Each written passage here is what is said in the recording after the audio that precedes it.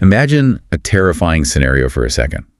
You are a master structural engineer. You're standing on the lower deck of this massive Chicago bridge construction site, clipboard in hand, doing what you do best. Right, just a normal Tuesday. Exactly. But then you hear it, that unmistakable deafening shriek of tearing steel. The main support pylon critically fails. And then you wake up after being crushed by like 500 tons of concrete. Which is, not ideal. Not at all. But you're alive. Only you aren't in a Chicago hospital. You're lying in a crumbling, pitch-black subterranean cavern. You're breathing in ancient dust and the smell of ozone. And your only tool is this heavy, scavenged wrench mace you just pulled out of the dirt. Yes. Welcome to today's deep dive. We are customizing this journey specifically for you, the learner. So whether you are prepping for a high-stakes board meeting or looking to optimize your project management, or if you're just insanely curious about how systems fail, we've got something incredible for you today. we really do. Our mission is to explore the source material provided called the Dungeon Renovation System Eviction Notice by Dashiell Merrill. It's quite a title. It is. Yeah. And we're going to unpack this truly fascinating narrative where real-world, hard-nosed structural engineering collides head-on with an uncompromising magical bureaucracy. It really is a phenomenal text to dive into because of that exact collision.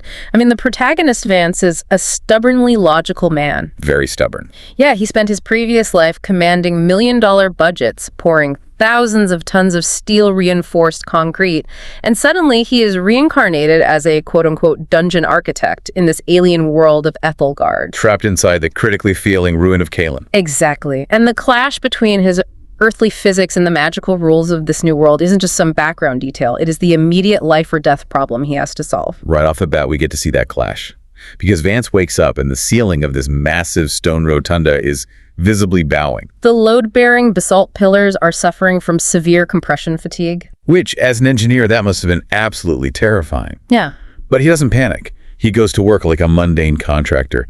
He literally tries packing mud into the massive shear cracks of the pillars with his bare, bleeding hands just to stabilize them. Just raw physical labor. Yeah, and when that blows out, he spends hours hauling these 100-pound petrified subterranean timbers across the cavern. Oh, right, the A-frame. Yes, he builds a mathematically perfect A-frame support strut to redirect the 2-ton weight of the ceiling using raw friction and leverage.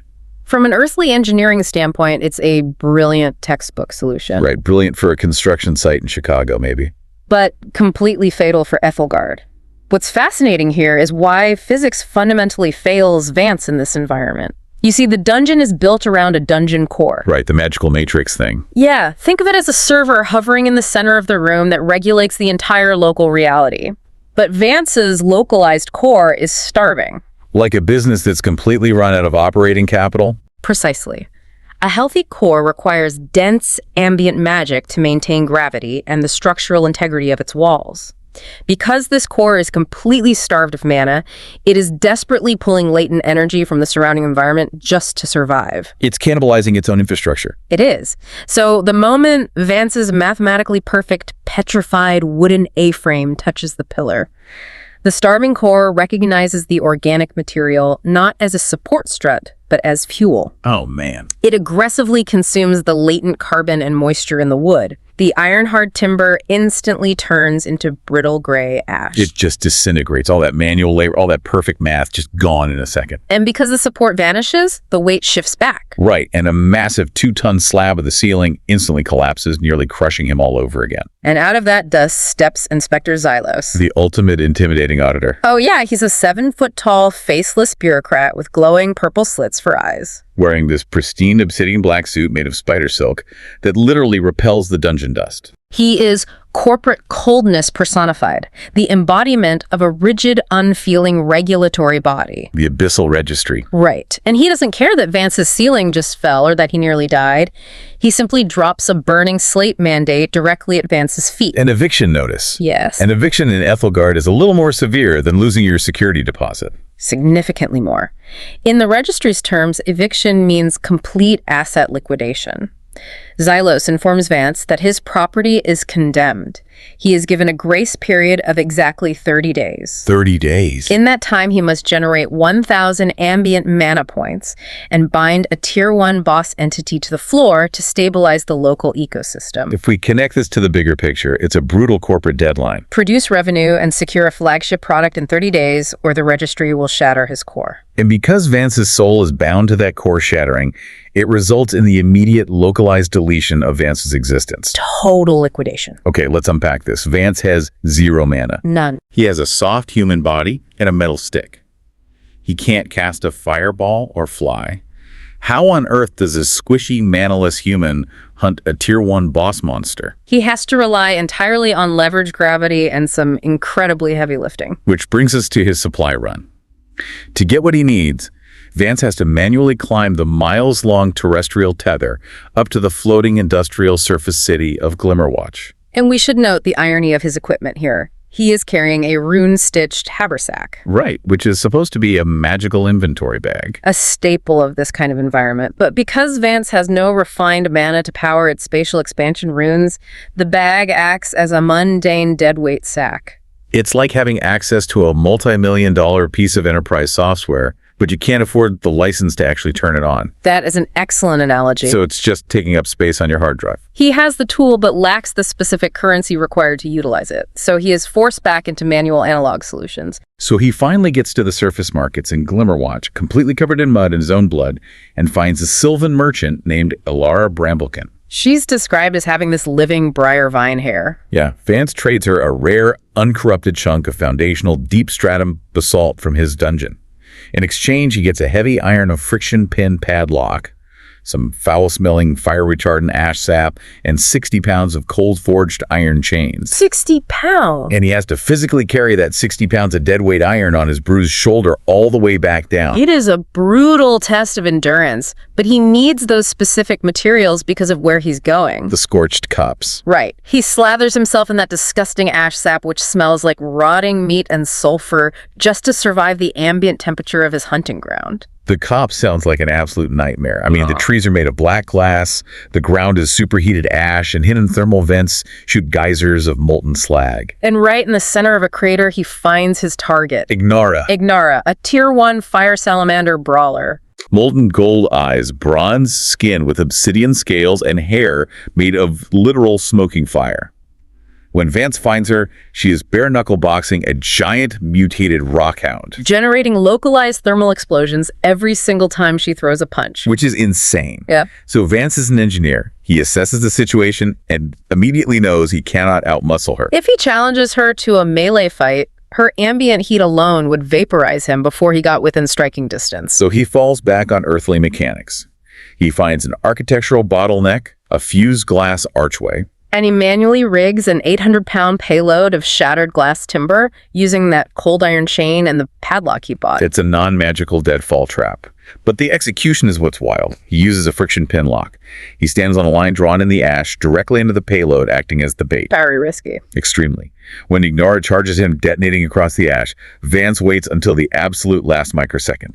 He drops beneath her guard, swings his wrench mace to shatter the friction pin, and the 800-pound deadfall crushes her into the dirt. But she survives it. She does. She erupts from the glass, furious. So Vance uses her own momentum to sweep her legs, drops his knee onto her stomach, and pins the heavy blued steel wrench mace directly across her throat. Ingenious for survival, maybe, but incredibly short-sighted from a systems management perspective. Oh, absolutely.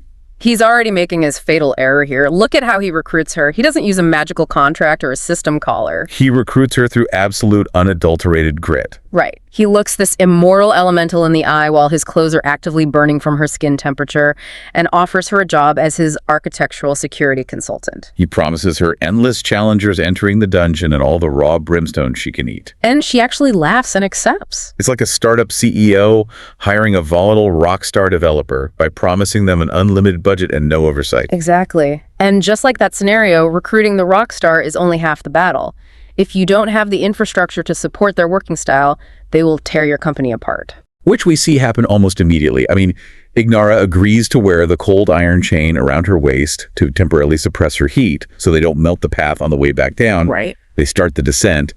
But here, is where that 30-day grace period from the abyssal registry completely evaporates. Yes, the ticking clock violently accelerates. On the way down, they encounter a forward operating base belonging to the Ironhawk Vanguard. Led by Captain Thorn Ironjaw Vane. Thorn is this hulking beastkin with a cybernetically enhanced brass jaw venting steam. His mercenaries are already driving heavy iron kittens into the walls and setting up steam drills to strip mine Vance's dungeon. Thorn announces they are breaching the rotunda in 48 hours. So Vance doesn't have a month to figure this out. He has 2 days. Yeah. It is the reality of shifting project deadlines. External forces rarely respect your internal grace periods. So Vance and Ignara sneak past the Vanguard and seal themselves back inside the ruin of Kalen. Vance unlocks the cold iron chain, suppressing Ignara, allowing her elemental aura to flare. The dying dungeon core instantly feeds on her kinetic friction, pulsing with healthy teal light. He successfully jump-started the engine. Here's where it gets really interesting, because thermodynamics strikes back. Oh, it does? Ignara's unsuppressed heat is a localized disaster. The ambient temperature in the sealed stone rotunda spikes past 120 degrees. The load-bearing pillars actually begin to sweat acidic condensation. And then the stone begins to glow cherry red and melt into glowing slag. Ignara is literally melting his foundation just by standing there. Let's break down the physics of what's happening. Vance has introduced an extreme, unchecked positive thermal integer into a closed system. Right. Think of it like running a massive, high-powered server farm inside a small sealed closet without installing any air conditioning. That's a great way to put it. Without an opposing force to bleed off the excess heat, the energy has nowhere to go but into the walls. To prevent a catastrophic cave-in, he desperately needs a heat sink. He needs a localized coolant, massive enough to counteract a Tier 1 fire boss. So leaving his new hire behind, to try and not melt the floor, Vance descends even deeper into the dungeon. He goes down into the freezing, highly acidic waters of the Weeping Caverns. He's freezing to death. His fire-retardant sap has flash-frozen his clothes into a rigid cast, but he manually chips away raw ether stones from a stalagmite, crushes them into dust with his mace, and pays 80 core fragments to the architect's ledger for a skill tablet.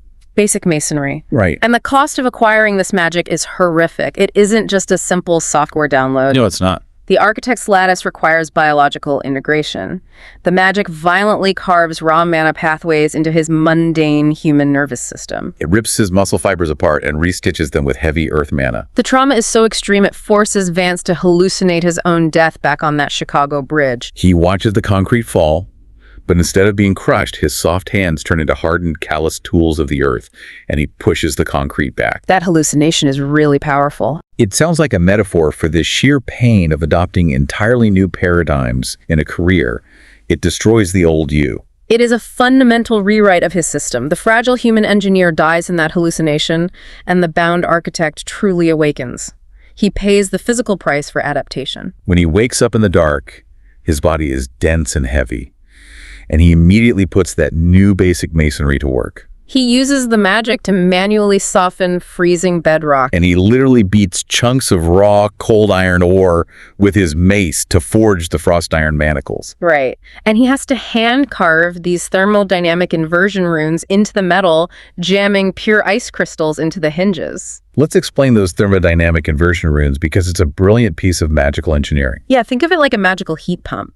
It doesn't destroy the heat or the energy of the person wearing it. It forcefully reverses the flow, trapping the energy inward. Which, as any HVAC specialist will tell you, is incredibly dangerous if the internal pressure builds up too high. Very dangerous. Yeah. But for now, it's a functional trap. So Vance wades waist deep into the freezing acidic floodwaters to set up his next kill zone. He uses his new earth-shaping magic to secretly soften the load-bearing foundation of a massive cluster of razor-sharp stalactites hanging over a narrow bottleneck in the cavern. It is a much more sophisticated trap than the one he used on Ignara, demonstrating his newly integrated skills. Definitely. Then he uses a glowing ether stone to bait the apex predator of the deep, Cryas the Ice Queen. She glides over the water, freezing it into permafrost instantly. He's aristocratic, wearing a shimmering ice silk dress projecting an absolute zero aura. She creates an ice rapier and threatens to freeze his lungs. But Vance doesn't back down. He purposely insults her. He calls her a parasite hiding in a flooded basement to bait her into his precise drop zone. This is high-risk stakeholder negotiation right here. He recognizes that her core attribute is pride, and he weaponizes it to maneuver her exactly where he needs her to be. And it works perfectly. When she charges, infuriated Vance strikes the ceiling with his mace. The deadfall triggers. Thousands of pounds of rock plummet. Cryos manages to create a permafrost bulwark to catch the rocks just above her head, but she's pinned. Vance wades through the freezing water, taking a glancing blow from an ice spear that slices his shoulder. But he shatters her ice pillar. With his mace, tackles her directly into the acidic mud and violently forces the heavy frost iron manacles onto her wrists. The thermodynamic inversion latch snaps shut, completely suppressing her elemental magic. It is a flawless execution of leverage and planning. It is. But here is where the entire operational framework falls apart. Right. Because Vance drags the shivering, suppressed Ice Queen back up the steep, miserable shaft. He brings her into the superheated rotunda where Ignara is pacing. Vance's plan is to balance the thermodynamic equation. Hot plus cold equals stable room temperature, a perfect heat sink. But this raises an important question. It does. What happens when you treat sentient, prideful elemental predators like sterile math variables on a blueprint? Yeah, Vance treats them like inert chemical compounds in a beaker. He assumes that because the math works out, the components will simply comply. But they are ancient, furious beings. They have agency. And that agency completely wrecks his math. The moment Ignara and Cryos see each other, the visceral hatred is immediate. They start throwing insults. Cryos calls Ignara a soot-stained feral mongrel. Ignara threatens to turn Cryos into steam. Vance realizes the pressure in the room is skyrocketing. He screams at them to stand down, slamming his iron mace against the floor to get their attention. But that sharp kinetic shockwave acts like a starting gun. Ignara completely ignores her verbal contract and detonates a massive superheated shockwave directly at the Ice Queen. And Cryos, terrified of incineration, overloads the suppression runes on her manacles. She forces that magical heat pump into reverse to unleash a desperate wave of absolute zero permafrost. The two auras violently collide, and the physics here are catastrophic. You have extreme superheated expansion meeting extreme absolute zero contraction. It's like taking a glass out of a boiling dishwasher and immediately running it under freezing cold water. Exactly. The localized kinetic thermal shock is apocalyptic. The ancient porous basalt pillars, which had just been sweating and melting from Ignara's heat, violently contract as the permafrost hits them. They simply shatter. The entire eastern wall of the dungeon's camouflage is completely blown out, reducing the rock to dust. Vance is thrown across the room into a pile of shale. His own engine components blew his foundation apart. And as the heavy dust settles, the catastrophic nature of his management mistake is revealed. Through the massive breach in the wall, the blinding glow lamps of the Vanguard strike team pierce the gloom. Captain Thorne doesn't even have to breach the doors. The wall is literally gone. He just walks right into the rotunda with his heavily armored mercenaries. And as they deploy heavy lead and cold iron suppression nets over the disoriented elementals pinning Ignara and Cryos to the floor, Thorne reveals the true chilling motive of the corporate siege. They aren't there for the dungeon core. The core is just loose change to cover their operational overhead. The Syndicate's true plan involves industrial control collars. Heavy brass rings lined with conductive copper spikes and suppressive runes. They intend to bolt these collars to Ignara and Cryos, dragging them to the surface to act as perpetual motion engines. A completely mechanized setup. Exactly. Ignara will serve as an endless heat source, and Cryos as an endless cooling system to power the massive foundries in Glimmerwatch forever. They are being reduced to batteries. When Vance hears this, the realization is absolutely crushing. His arrogant reliance on cold engineering logic doomed them all. By treating these living, breathing, sentient beings as mere components for his mathematical engine, he didn't save his dungeon. No, he unknowingly delivered his new employees directly into a corporate slaughterhouse. It's a profound tragedy of perspective. Vance survived the physical trials of Ethelgard. He learned the magic, he built the traps, he did the math. But he failed to understand the emotional and chaotic reality of the resources he was trying to control. So true. So what does this all mean for you? Whether you're prepping for a high-stakes board meeting, catching up on project management paradigms, or you're just looking at how to build a better team. Vance's journey is a stark, unforgettable reminder. The most mathematically perfect blueprint, the most rigorously tested logical framework will ultimately fail if you forget to account for the human. Or in this case, the elemental. Sentience in your equations. You cannot manage a team, a project, or a dungeon by treating living beings as inert variables. Indeed. It forces us to examine our own rigid methodologies. Where might we be applying cold logic to chaotic living ecosystems? A perfectly balanced spreadsheet means nothing if the people executing it are fundamentally incompatible or ignored as individuals. Which leaves us with a final provocative thought to mull over as we wrap up today's deep dive. If the ancient magic of Ethelgard relies intrinsically on biological kinetic friction on the organic, chaotic violence of living monsters establishing dominance. What happens to the fundamental nature of that magic when it is completely industrialized? Right. When it is mechanized, collared, and enslaved by corporate entities like the Syndicate. Does the magic slowly calcify and die in a dark boiler room? Or deprived of its natural chaos, does it mutate into something far more volatile and far more terrifying? Something to think about. Till next time, keep diving deep.